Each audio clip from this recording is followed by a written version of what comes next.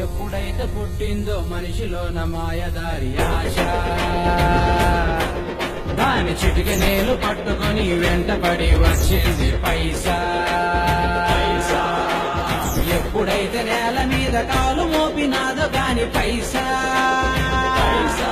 2007వ సంవత్సరంలో కలకత్తాలో కాయిన్స్ కి బాగా షార్టేజ్ వచ్చింది. ఎందుకంటే ₹1 కాయిన్ ని తయారు చేయడానికి గవర్నమెంట్ కి 35 రూపాయలు ఖర్చు అవుతుంది. కలకత్తా బోర్డర్ అయిన బంగ్లాదేశ్ కి ఈ కరెన్సీని స్మగిల్ చేసి వాటిని కరిగించి బ్లేడ్లు, ఆభరణాలు, విగ్రహాలు తయారు చేసేవాళ్ళు. ఒక సింగిల్ కాయిన్ కరిగిస్తే దాంతో 5 నుండి 7 బ్లేడ్లు తయారు చేయవచ్చు. 1947లో ₹1 $1 తో సమానం అనేది వట్టి కథ మాత్రమే. యాక్చువల్లీ 1947 నుండి 1996 దాకా ఒక్కొక్క డాలర్ ₹4. కానీ ఇప్పుడు ఒక్కొక్క డాలర్ ₹67. అంటే వాళ్ళ ఎకనామీ బాగుపడింది, మంది బాగుపడలేదు. అమెరికా వాళ్ళు రిచ్, మనం ఎందుకు పూర్? ఎప్పుడన్నా ఆలోచించారా?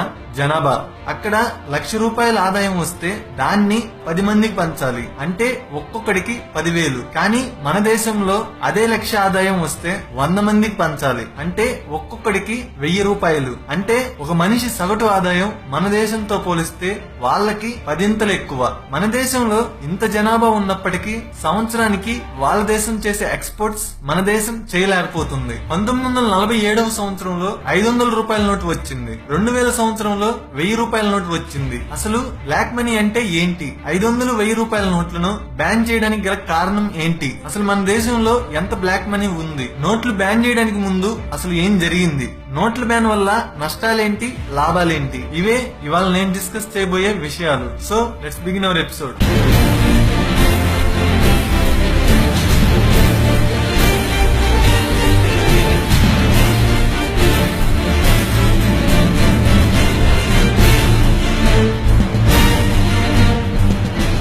First of all, black money అంటే ఏంటి? మనం సంపాదించిన డబ్బుల్లో కొంత మనీ ట్యాక్స్ కింద గవర్నమెంట్ కి కట్టాలి. మన ఆదాయం సంవత్సరానికి ₹2,50,000 నుండి 5 లక్షల మధ్య ఉంటే అందులో 10% అంటే ₹25,000 నుండి ₹50,000 వరకు గవర్నమెంట్ కి కట్టాలి. అలాగే సంవత్సరానికి ఆదాయం ₹5 లక్షల నుండి ₹10 లక్షల మధ్య ఉంటే 20% గవర్నమెంట్ కి కట్టాలి, అంటే ₹1,00,000 నుండి ₹2 లక్షల వరకు గవర్నమెంట్ కి కట్టాలి. సంవత్సరానికి ఆదాయం ₹10 లక్షల కన్నా ఎక్కువ ఉంటే 30% గవర్నమెంట్ కి కట్టాలి. కానీ కొంతమంది ఆ డబ్బులు గవర్నమెంట్ కి కట్టరు. అలా ఎవరైతే గవర్నమెంట్ కి డబ్బులు కట్టరో వాళ్ళ వల్ల గవర్నమెంట్ కి నష్టం వస్తుంది. ట్యాక్స్ కట్టకపోతే గవర్నమెంట్ కి ఎలా నష్టం వస్తుంది అని కొంతమంది అనుకుంటారు. ఫర్ ఎగ్జాంపుల్, గవర్నమెంట్ మీ ఊర్లో ఒక బ్రిడ్జ్ కట్టించాలి. బ్రిడ్జ్ అంటే మినిమం ₹500 కోట్ల కావాలి. అవి గవర్నమెంట్ మనకి ఇవ్వాలి. మరి గవర్నమెంట్ కి ఆ డబ్బులు ఎక్కడి నుండి వస్తాయి? గవర్నమెంట్ కి వచ్చే ఆదాయంలో దాదాపుగా 99% ఆదాయం ట్యాక్సెస్ ద్వారా వస్తాయి. మిగతా 1% గనుల నుండి, ఇంటర్నెట్ స్పెక్ట్రమ్ నుండి వస్తుంది. ఆ ట్యాక్సెస్ మనం కట్టాలి. ప్రస్తుతం 10 కోట్ల మంది ప్రజల్లో కేవలం 3% ప్రజలు మాత్రమే గవర్నమెంట్ కి ట్యాక్స్ కడుతున్నారు. అంటే మిగతా 97% మంది ప్రజలకి వాళ్ళ సంవత్సరపు ఆదాయం ₹2 లక్షల కన్నా ఎక్కువ లేనట్ట?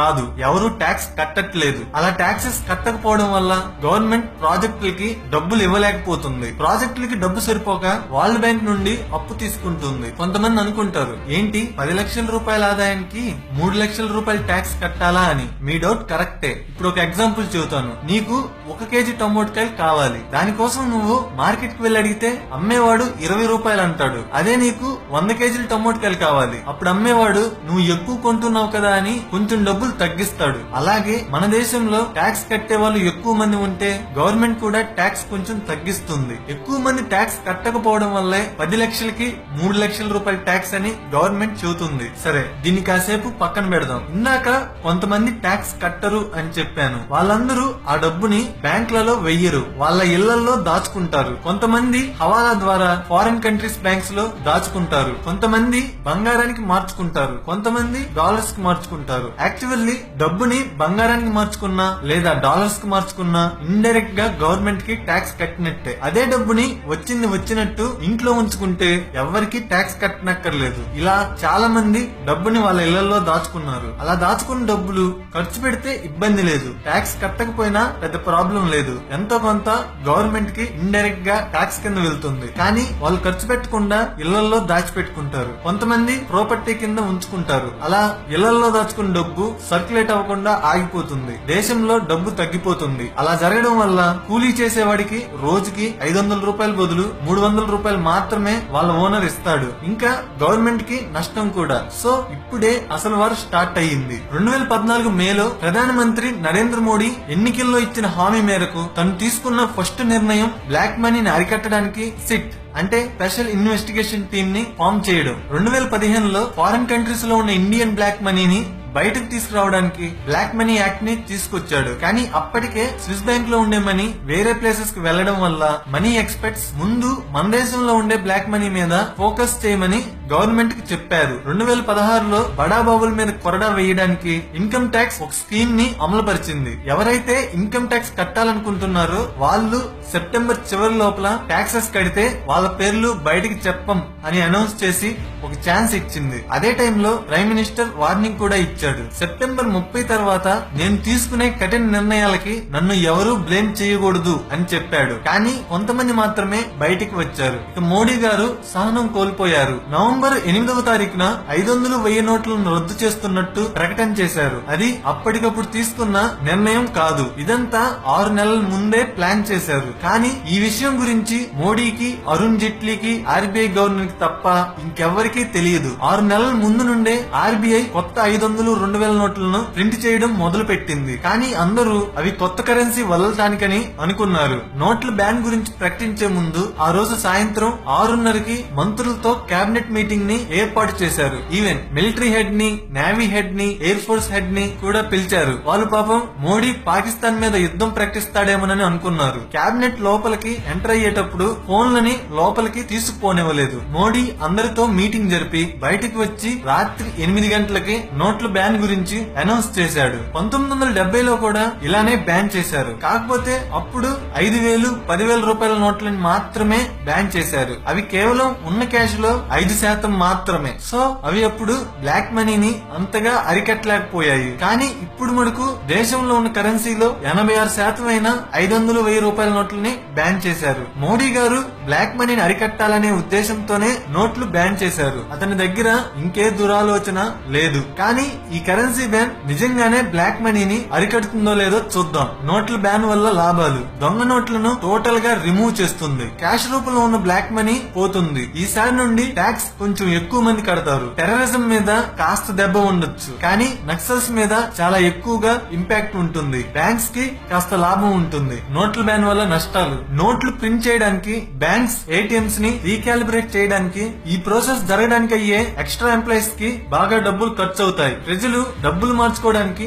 లైనుల్లో నుంచోవడం వల్ల వాళ్ళు ఆ టైంలో పొందే సంపాదనను కోల్పోతారు. దాదాపు డబ్బుతోనే మన దేశంలో ఎక్కువ ట్రాన్సాక్షన్స్ జరుగుతాయి. సో చిన్న చిన్న బిజినెస్ చేసే వాళ్ళకి వర్క్ ఆగిపోతుంది. సో మీకు ప్రస్తుతం ఇబ్బందులు కలగొచ్చు, కానీ ఫ్యూచర్ లో దీని వల్ల మన దేశ ఆర్థిక వ్యవస్థ చాలా బాగుపడుతుంది. ఒక అతను అడిగాడు, గవర్నమెంట్ కావాల్సినంత కరెన్సీ ప్రింట్ చేసి జనాలకు పంచొచ్చు కదా అని. అలా చేస్తే ఏం జరిగిద్దో ఈ ఫొటోస్ లో చూడండి. ఈ అబ్బాయి తన స్కూల్ బ్యాగ్ కొనుక్కోవడానికి వెళ్తున్నాడు. చేతిలో ఉన్నది 1 లక్ష జింబాంబే డాలర్స్. 10 లక్షల జింబాంబే డాలర్స్ కి ఒక బీర్ వస్తుంది. ఇతను ఇంట్లో కావలసిన సబ్బు, షాంపూ, పేస్ట్లు కొనుక్కోవడానికి 2 కోట్ల జింబాంబే డాలర్స్ ని తీసుకు వెళ్తున్నాడు. ఇప్పుడు అర్థమైంది అనుకుంటా కావాల్సినంత కరెన్సీ ప్రింట్ చేసి పంచితే ఏమయ్యిద్దో. సో కంట్రీ ప్రొడక్షన్ బట్టే మనీని ప్రింట్ చేస్తారు. అంతకన్నా ఎక్కువ ప్రింట్ చేస్తే మన దేశంలో కూడా ఒక సబ్బు కొనుక్కోవాలంటే ₹1,00,00,000 ఇవ్వాలి. ఇది కాసేపు పక్కన పెడదాం. ఒకవేళ ఈ ప్రాసెస్ బ్లాక్ మనీని తీసేయలేకపోవచ్చు, కానీ దేశంలో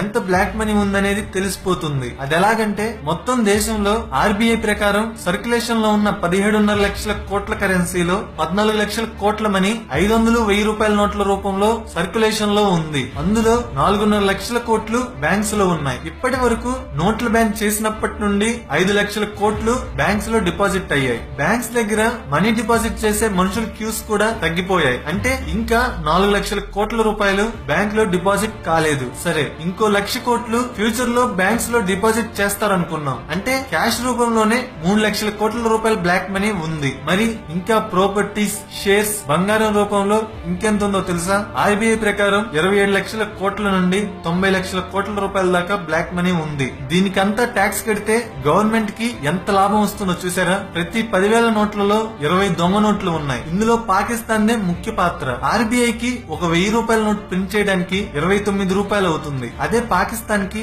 39 రూపాయలు పడుతుంది. వాళ్ళు ఒక్కొక్క నోట్ ని 300 నుండి 400 రూపాయల విలువకి అమ్ముకుంటారు. వాళ్ళు ఆ కరెన్సీని బంగ్లాదేశ్, నేపాల్ బోర్డర్స్ గుండా మన దేశంలోకి స్మగిల్ చేస్తారు. ఈ దొంగ నోట్ల వల్ల పాకిస్తాన్ కి సంవత్సరానికి 500 కోట్ల రూపాయల ఆదాయం వస్తుంది. మళ్ళీ కొత్త ఫేక్ కరెన్సీని ప్రింట్ చేయడం పెద్ద రాకెట్ సైన్స్ ఏం కాదు. కానీ మళ్ళీ దొంగ నోట్ల ప్రాసెస్ జరగాలంటే కొంత టైం పడుతుంది. సో అట్లీస్ట్ కాస్త బెనిఫిట్ ఉంటుంది. ఒకసారి కేజ్రీవాల్ గారు ఇలా అన్నారు, 2000 రూపాయల నోట్లు ఎందుకు, 1000 రూపాయల నోట్లతో పోలిస్తే 2000 రూపాయల నోట్లకే తక్కువ స్థలం సరిపోయిద్ది, ఎక్కువ దాచుకోవచ్చు అని అన్నారు. దానికి ఆన్సర్, మీ దగ్గర ఎవరన్నా లంచం తీసుకునేటప్పుడు అన్ని 1000 రూపాయల నోట్లే తీసుకురండి, 100 రూపాయల నోట్లయితే నా బ్యాగ్ లో పట్టవని ఎవరన్నా లంచం తీసుకునేవారు మీతో అన్నారా? దాచుకునే వాళ్ళు ఎంత నోటైనా దాచుకుంటారు. కొంతమంది అనుకుంటారు ఇలా చేస్తే బ్లాక్ మనీ పోతుందా, ఒకవేళ పోయినా మళ్ళీ వస్తుంది కదా అని. వాళ్ళకి ఆన్సర్, బ్లాక్ మనీ ఉంటే పోతుంది. అది ఎలాగంటే, కొంతమంది బ్లాక్ మనీతో బంగారం కొనుక్కుంటారు. వాళ్ళు కూడా గవర్నమెంట్ కి ఇండైరెక్ట్ గా ట్యాక్స్ కట్టినట్టే. కొంతమంది డాలర్స్ కొనుక్కుంటారు. వాళ్ళు కూడా గవర్నమెంట్ కి ఇండైరెక్ట్ గా ట్యాక్స్ కట్టినట్టే. ఎలాగైతే మీరు షాంపూ కొనుక్కున్నప్పుడు price inclusive of all taxes అని ఉంటుందో అలాగనమాట. బట్ డైరెక్ట్ ట్యాక్స్ అమౌంట్ తో పోలిస్తే ఇండైరెక్ట్ ట్యాక్స్ కాస్త తక్కువ. బట్ అసలు లేకపోవడం కన్నా ఎంతో కొంత బెనిఫిట్ పొందడం మంచిది కదా. ఒకవేళ బ్లాక్ మనీ మళ్ళీ వచ్చినా కూడా ఏమీ కాదు. దానికి ఒక ఎగ్జాంపుల్ చెబుతాను. మీరు ప్రతిరోజు ఇల్లు తుడుచుకుంటారు. ఎలాగో దుమ్ము మళ్ళీ పడుతుంది కదా అని అసలు ఇల్లును తుడుచుకోకుండా మానేస్తారా? అలాగే ఈ నోట్ల బ్యాన్ కూడా దేశాన్ని క్లీన్ చేయడం లాంటిది. ఫైనల్ గా వన్ క్వశ్చన్, ఒక కూలీ కాసేపు లైన్ లో నుంచొని నోట్లు మార్చుకోవడం మంచిదా, లేక ఒక కూలీ రోజు మొత్తం కష్టపడి చివర్లో దొంగ నోటు సంపాదించుకోవడం మంచిదా? మీరే ఆలోచించండి.